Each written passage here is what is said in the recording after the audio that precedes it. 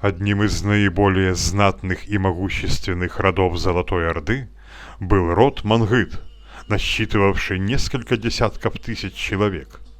Эдиге происходил из рода Мангыт и долгие годы был его предводителем. Род Мангыт относился к левому, восточному крылу Золотой Орды. Главная часть его владений находилась между реками Уралом и Эмбой, а одна из ветвей рода Мангыт проживала также в степном Крыму. Когда Эдиге вместе с Тимур-Ленком выступил против Тохтамыша, он разослал по степям призыв, чтобы все рода левого крыла покинули Тохтамыша и перекочевали к нему, Эдиге.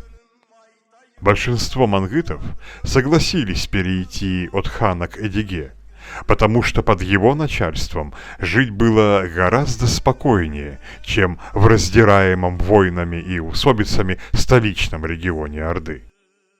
Поскольку мангыты были очень многочисленны, под командованием Эдиге оказалось несметное войско, а его улус стал чуть ли не отдельной державой внутри Орды. Дожив до преклонных лет, Эдиге достиг огромного авторитета. Его считали лидером не только мангытов, но и всех степных народов. А после смерти Эдиге стал персонажем тюркского героического эпоса. Стихотворные сказания об Эдиге известны у многих тюркских народов, в том числе и в степном Крыму, где ногайские народные сказители наизусть читали длинные дистаны об Эдиге вплоть до 1920-х годов. Будучи фактическим правителем Орды, Эдиге не мог стать ее ханом, поскольку не принадлежал к числу потомков Чингисхана. Потому он нашел другое обоснование для своего права на власть. Утверждалось, что Эдиге – потомок суфийского шейха Баба Туклеса, одного из первых проповедников ислама в ордынских степях, а генеалогию Баба Туклеса возводили к халифу Абу-Бакру.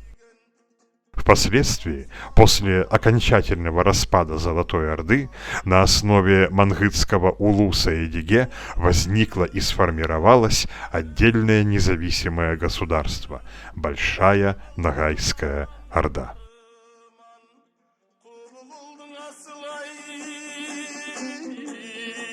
Yandan dartılsaydı